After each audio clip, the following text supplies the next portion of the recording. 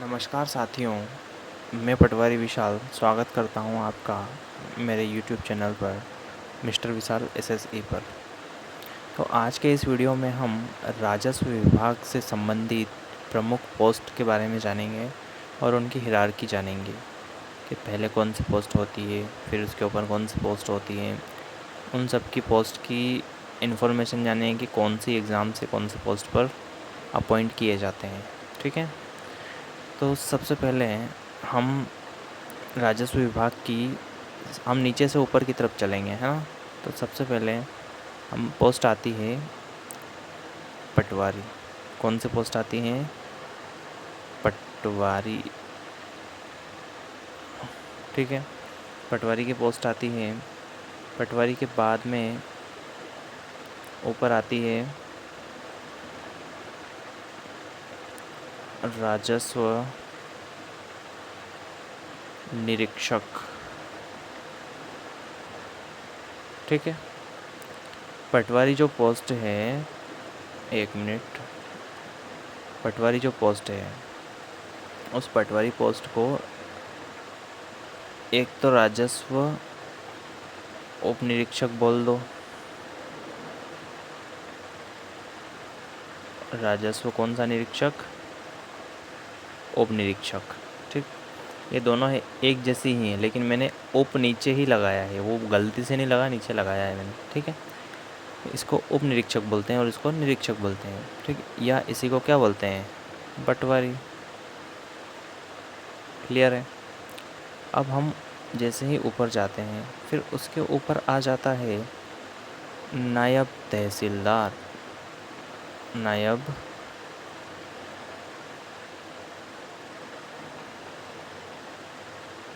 तहसीलदार।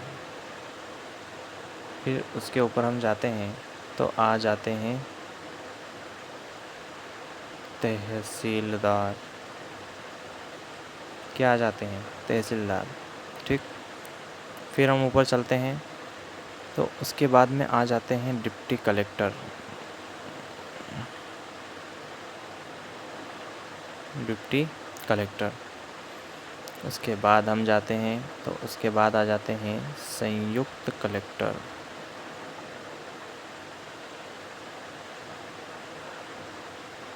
उसके बाद आ जाते हैं अपर कलेक्टर।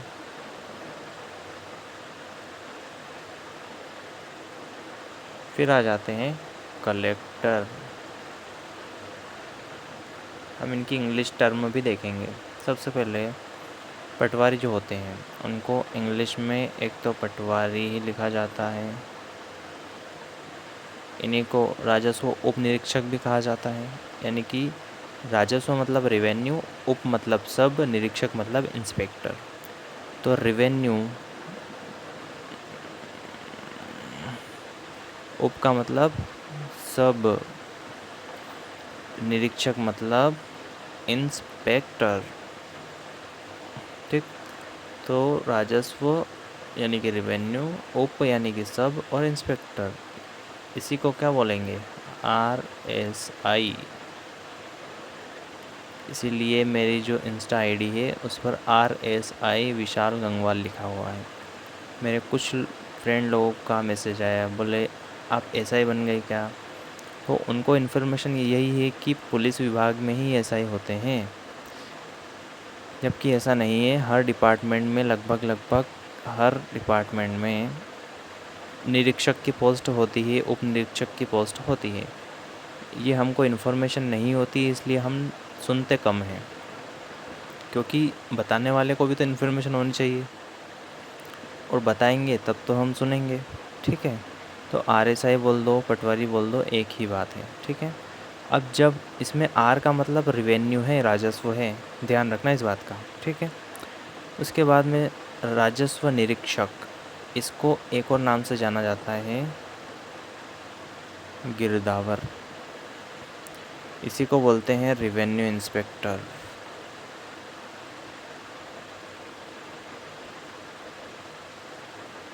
ठीक,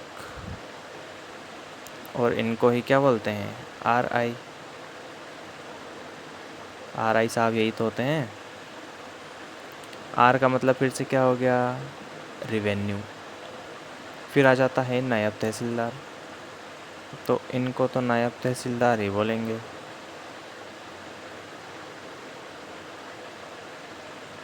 फिर आ जाते हैं तहसीलदार साहब। बहुत पावरफुल पोस्ट होती है ये, सारी पोस्ट पावरफुल है, आप किसी को भी हल्के में मत लेना। फिर डिप्टी कलेक्टर, तो इनको डेप्यूटी कलेक्टर ही बोलते हैं।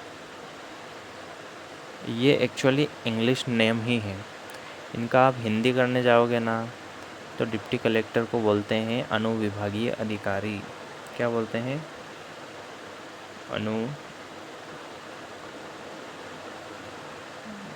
अनुविभागीय अधिकारी।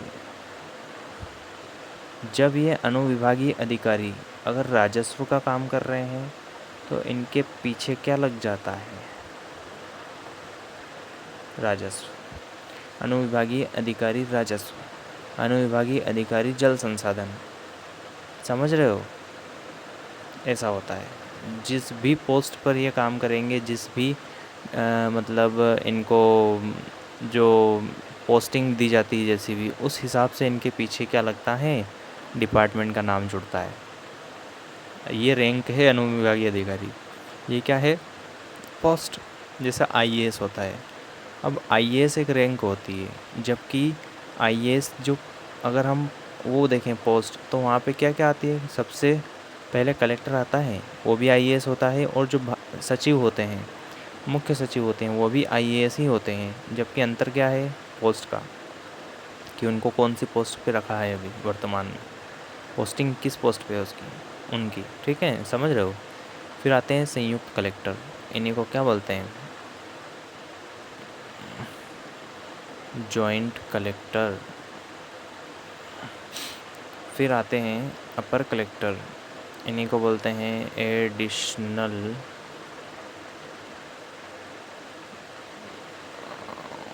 कलेक्टर। ठीक, एडिशनल कलेक्टर। फिर आते हैं कलेक्टर साहब। कलेक्टर, इन्हीं की एक और पोस्ट में बताना चाहता हूँ। अब सबसे पहले तो आप डिपार्टमेंट जान लो। डिपार्टमेंट से पहले आप एक चीज़ और जानो। जो पटवारी साहब होते हैं वो क्या करते हैं? यहाँ से लेके इनको तो कोई पोस्ट दी नहीं जाती है, ये तो पटवारी ही रहते हैं। आरआई साहब ही रहते हैं। तहसीलदार साहब, इनको बनाया जाता है भैया। तहसीलदार और नायब तहसीलदार दोनों पोस्ट में क्या बनाए जाते हैं? कार्यपालिक मजिस्ट्रेट।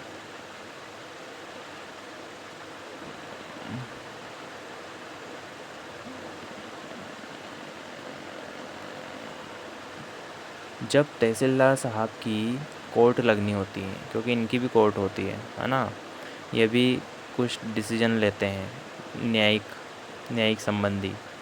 ठीक है, कार्यपालिक संबंधी ऐसे डिसीजन लेते हैं।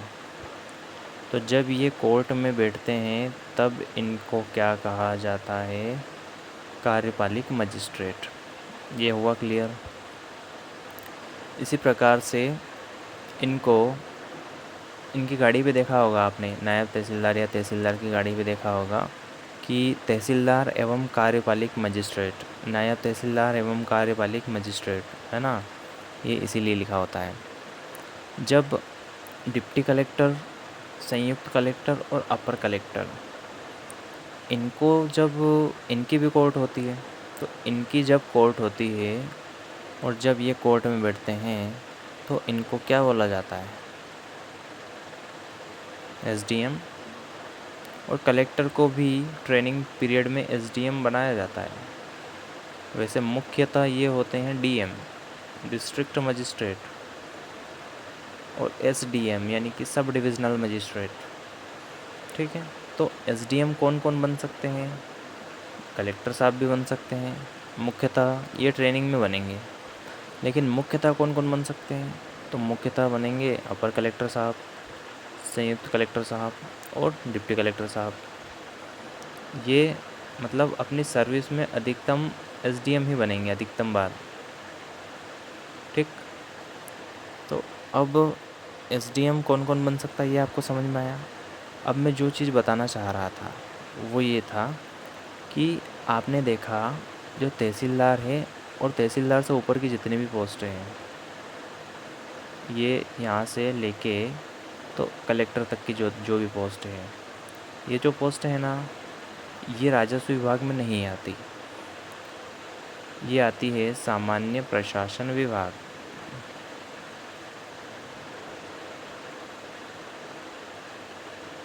ठीक, कौन से विभाग? जनरल एडमिनिस्ट्रेशन डिपार्टमेंट, जिसको जीएडी बोला जाता है। क्लियर है। उसके बाद तहसीलदार से नीचे तक की जितनी भी पोस्ट हैं, ये आती है राजस्व विभाग में। किस में आती है? तो राजस्व विभाग में आती है। एक मिनट ज़रा देखते हैं अपन।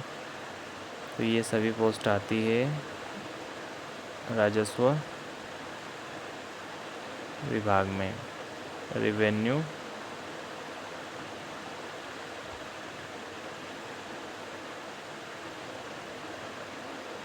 डिपार्टमेंट।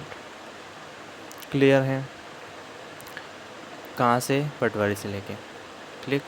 पटवारी भी मुख्यतः राजस्व विभाग का काम करता है, वो हिस्सा नहीं है राजस्व विभाग का।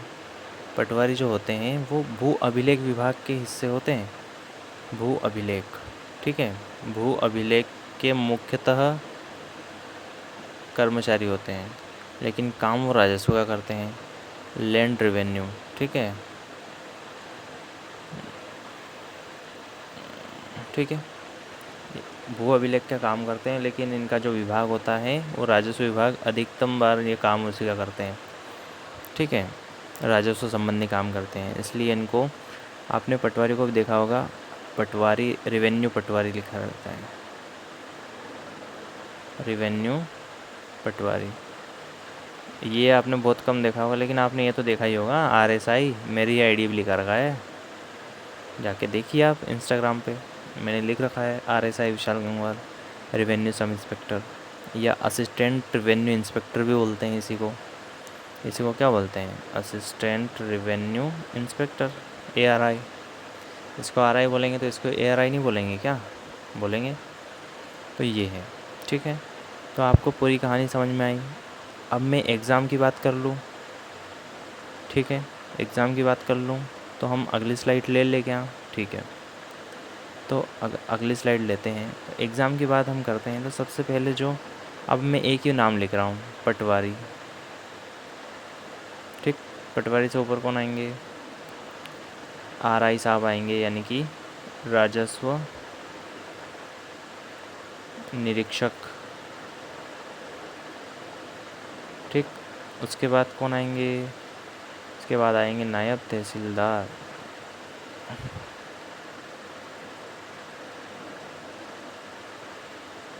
उसके बाद कौन आएंगे?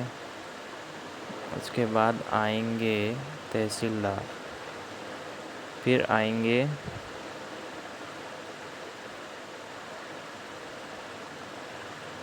डिप्टी कलेक्टर, फिर आएंगे संयुक्त कलेक्टर, फिर आएंगे अपर कलेक्टर, फिर आएंगे कलेक्टर। अब ज़रा देखिएगा, पटवारी है, अब पटवारी की एग्ज़ाम कैसे होती है? तो कौन करवाता है पटवारी की एग्ज़ाम? बताना ज़रा, आप खुद ही बता दोगे कौन करवाता है। किसी भी राज्य का जो उस स्टेट की एग्ज़ाम करवाने वाली संस्था रहती है, जैसे अपने एमपी में MPESB है, एम्प्लॉय सिलेक्शन बोर्ड, कर्मचारी चयन मंडल, इसी को क्या बोलते हैं? व्यापम। पहले बोलते थे, अब नहीं बोलते हैं। ठीक, व्यापम बोला जाता है। ठीक है, क्या बोला जाता है? व्यापम। अभी भी कुछ लोग इसी नाम से जाने जाते हैं, लेकिन पहले व्यापम कहा जाता था। इसके बाद आरआई साहब की एग्ज़ाम, तो अधिकतम लोगों को ये पता है कि आरआई सिर्फ प्रमोशन से बनते हैं, जबकि ऐसा नहीं है। जो मध्य प्रदेश व्यापम के थ्रू या ईएसबी के थ्रू ग्रुप 2 सब ग्रुप 4 की एग्ज़ाम होती है, उसमें आरआई की पोस्ट आती है भैया। जब हमारी पटवारी की एग्ज़ाम हुई थी 2023 बैच का मैं पटवारी हूँ, तो उसी में आरआई की पोस्ट भी आई थी, लेकिन हमने पटवारी ही रखा था ऊपर, ठीक है, क्योंकि हमको पटवारी चाहिए था। क्यों चाहिए था, इसके लिए आप यहाँ पे नहीं इंस्टा पे मिलिए, वहाँ मैसेज करिए, वहाँ से पूछिए, सब यहीं बता देंगे क्या आपको, ठीक है। तो ये इसी एग्ज़ाम के थ्रू आरआई की पोस्ट आती है, ठीक है, ग्रुप 2 सब ग्रुप 4। उसके बाद ये कौन करवाता है, ये भी व्यापम ही करवाता है, ठीक, ईएसबी ही करवाता है। अब ये यहाँ तक के जितनी भी एग्ज़ाम है ये कौन करवा रहा है, ईएसबी। क्यों, क्योंकि ये कर्मचारी है, ये क्या है, कर्मचारी है, चतुर्थ श्रेणी कर्मचारी है। इसीलिए तो कौन करवा रहा है एग्ज़ाम, कर्मचारी चयन मंडल।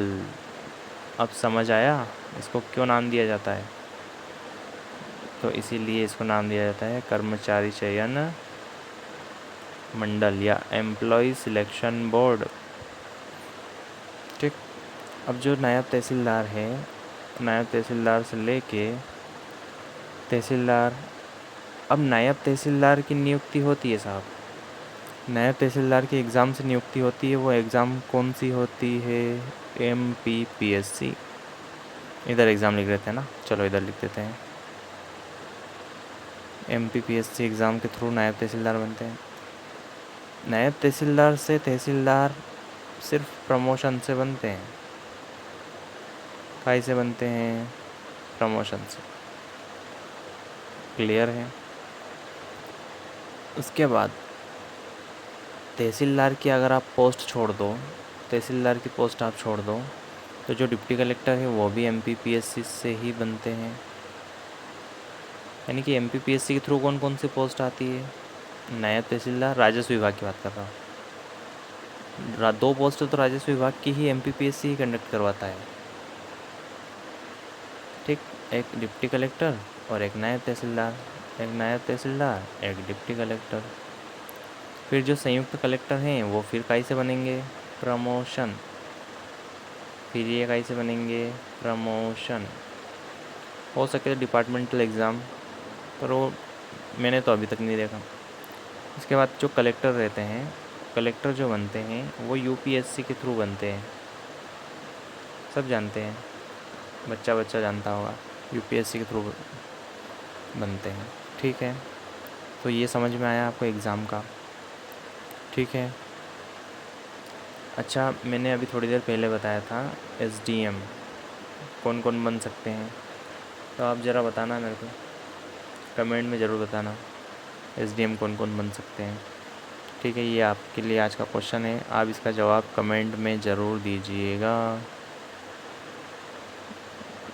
मैं कमेंट देखूँगा, ठीक है। तो आज के वीडियो में तो इतना ही, उम्मीद है कि आपको सारी चीज़ें समझ में आई होंगी। और भी बहुत सारी इन्फॉर्मेटिव चीज़ें रहती है जो हम शेयर नहीं कर पाते हैं, लेकिन आप कमेंट करो, सब कुछ शेयर करेंगे, हर चीज़ हम देखेंगे, हर चीज़ को जानने का प्रयास करेंगे। पहले तो आप ये बताइए कि वीडियो कैसी लगी। अगर वीडियो अच्छी लगी तो इस वीडियो को लाइक करिएगा, ठीक है। क्या करना है, लाइक करना है, कमेंट करना है। क्या कमेंट करना है, वीडियो कैसी लगी एक तो ये, दूसरा SDM कौन कौन बन सकता है, ये आपका क्वेश्चन है। तीसरा कमेंट ये करना है कि आगे कौन सा वीडियो लाना है। उसके बाद इस वीडियो को शेयर ज़रूर करिएगा, जिसको कुछ भी समझ नहीं आता ना कि कौन कौन सी पोस्ट होती है, क्या होती है, शेयर ज़रूर करिएगा। उसके बाद चैनल पे नए हो तो चैनल को सब्सक्राइब ज़रूर कीजिए। क्यों सब्सक्राइब करना ज़रूरी है, क्योंकि अभी ये शुरुआत है, अभी हम ऐसी ऐसी चीज़ें देखेंगे जो आपने कभी देखी भी नहीं होगी, अंदर की बातें, जो विभाग की बातें रहती है ना वो, ठीक है। अधिकतर लोग नहीं देख पाते हैं, मेन चीज़ तो ये है। ठीक है, तो मेरे बारे में अगर कुछ जानना हो तो आप मुझे इंस्टा पे मैसेज कर सकते हैं। RSI विशाल गंगवाल करके मेरी इंस्टा आईडी है, और कमेंट में भी आप कमेंट कर सकते हैं, तो मैं वहाँ पे इन्फॉर्मेशन दे दूँगा। ठीक है, तो यही था आज के वीडियो में। चलिए, वीडियो बहुत ज़्यादा लंबा हो गया होगा, लेकिन इन्फॉर्मेशन भी बहुत ज़्यादा हमने देखी है आज के वीडियो में, लगभग सारी इन्फॉर्मेशन। अगर किसी को कुछ डाउट हो ना, तो वो भी आप कमेंट करना। क्या करना? कमेंट करना कि ये चीज़ हमको समझ में नहीं आई, तो हम कमेंट के माध्यम से समझेंगे, या फिर बहुत सारे कमेंट अगर आ गए तो हम वीडियो के माध्यम से समझ लेंगे। ठीक है, तो यही सब चीज़ थी आज के वीडियो में। तो आज के लिए इतना ही, मिलते हैं अगले वीडियो में। आप बताइएगा किस टॉपिक पे वीडियो बनानी है, और आप कमेंट ज़रूर कीजिएगा, और चैनल को सब्सक्राइब कर लीजिए अगर नए हो तो।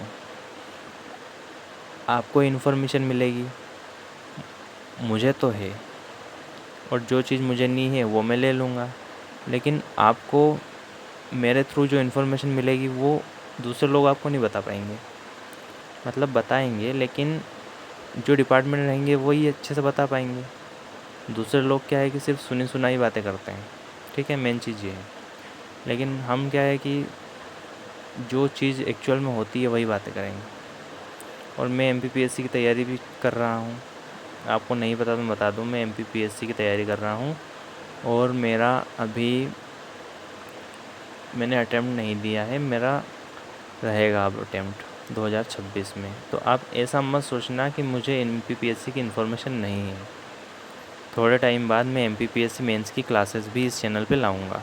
ठीक है, MPPSC किसकी? मेंस की। जी हाँ, मेंस की। मैंने एग्ज़ाम इसलिए नहीं दी क्योंकि मेरा सिलेबस कंप्लीट नहीं था। सिलेबस कंप्लीट नहीं था तो सर क्या एग्ज़ाम नहीं दें? बिल्कुल दें, लेकिन आपको आपकी तैयारी बता देती है कि आपका परिणाम क्या होगा। ये चीज़ आपने सुनी होगी, तैयारी आपकी जितनी अच्छी होगी परिणाम उतना अच्छा होगा। तो मुझे पता था कि मेरा परिणाम क्या होगा, इसलिए मैंने एग्ज़ाम नहीं दी, और उस टाइम पे मेरी तैयारी थी भी नहीं। अब हम तैयारी कर रहे हैं, 2026 वाला अटेम्प्ट हम देंगे। और मुझे ये बताइएगा कि और कौन कौन MPPSC का एग्ज़ाम दे रहे हैं। तो आज के लिए इतना ही। ठीक है, धन्यवाद।